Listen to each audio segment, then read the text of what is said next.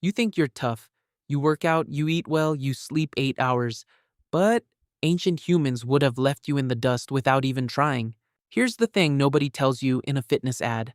Ancient humans didn't exercise. They didn't have a routine, a coach, a protein shake, or a gym membership.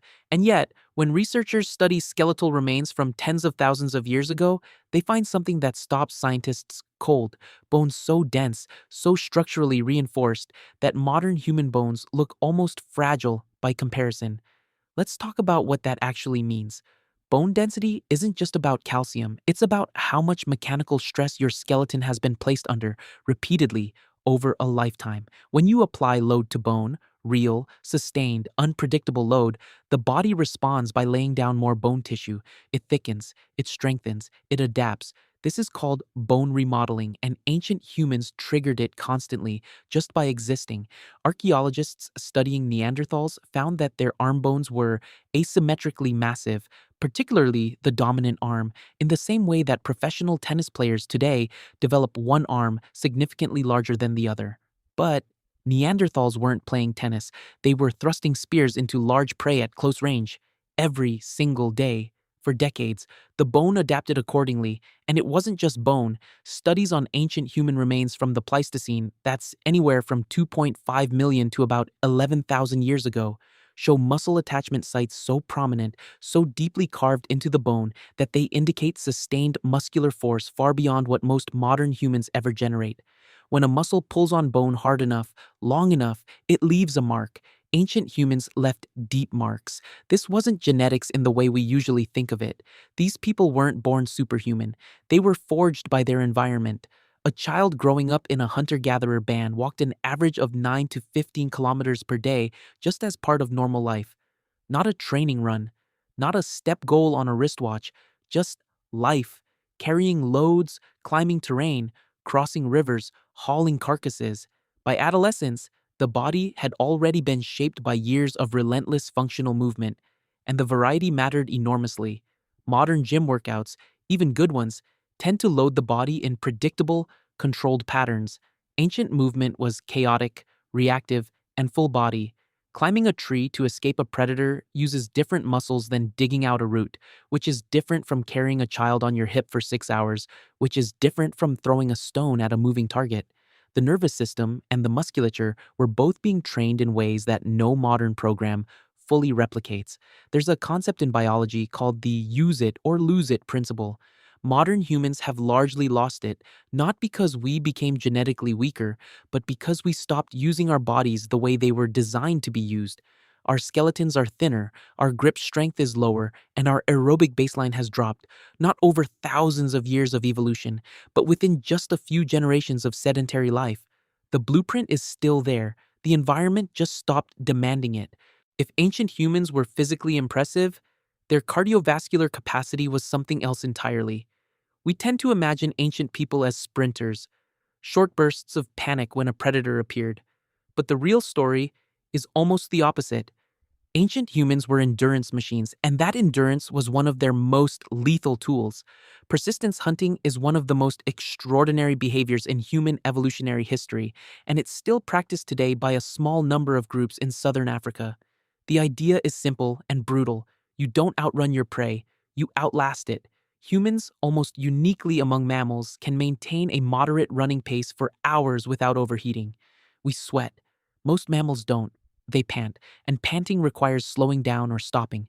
A running animal that can't cool itself will eventually stop, overheat, and collapse. A human can keep going. Researchers have documented persistence hunts in which a small group of hunters tracked a kudu, a large antelope, across open terrain in temperatures exceeding 40 degrees Celsius. The hunt lasted several hours. The kudu was fast in short bursts, but every time it tried to rest and cool down, the hunters were already visible on the horizon, walking steadily toward it. Eventually, the animal's core temperature rose so high it simply couldn't continue. The hunters walked up to it and made the kill. This required a specific kind of cardiovascular fitness that isn't about peak output, it's about metabolic efficiency. How long you can sustain effort before your body's energy systems start to fail. Ancient humans developed this through a lifetime of sustained movement, not through interval training, but through the sheer volume of low to moderate intensity physical work that defined every single day. And there's more. Ancient humans also had extraordinary grip strength. Studies measuring grip in modern populations versus what skeletal evidence implies for ancient populations suggest a dramatic decline. A study looking at medieval farmers found they already had significantly stronger hands than modern people. Go further back to pre agricultural foragers, and the gap widens further. This wasn't vanity strength, grip was survival. Holding a weapon, climbing, grappling, carrying over long distances without dropping.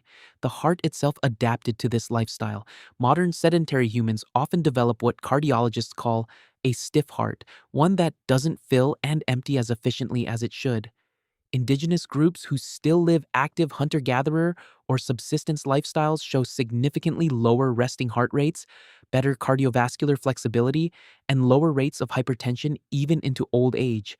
Their hearts literally function more like the hearts ancient humans would have had.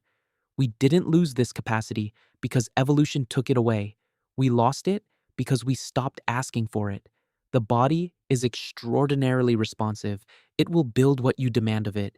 Ancient humans demanded everything, every day, and the body answered. So, if ancient humans were stronger, had denser bones, greater endurance, and more powerful cardiovascular systems, how did we end up here? Sitting, mostly, scrolling, taking elevators, eating food we never moved our bodies to find. The agricultural revolution, beginning roughly 10,000 years ago, is where the physical decline begins to show up clearly in the archaeological record. Farmers worked hard. Nobody is disputing that. But farming is repetitive. You do the same motion, in the same field, in the same posture, season after season. The skeletal remains of early farmers show something telling. They developed stress fractures and repetitive strain injuries at much higher rates than their hunter-gatherer predecessors.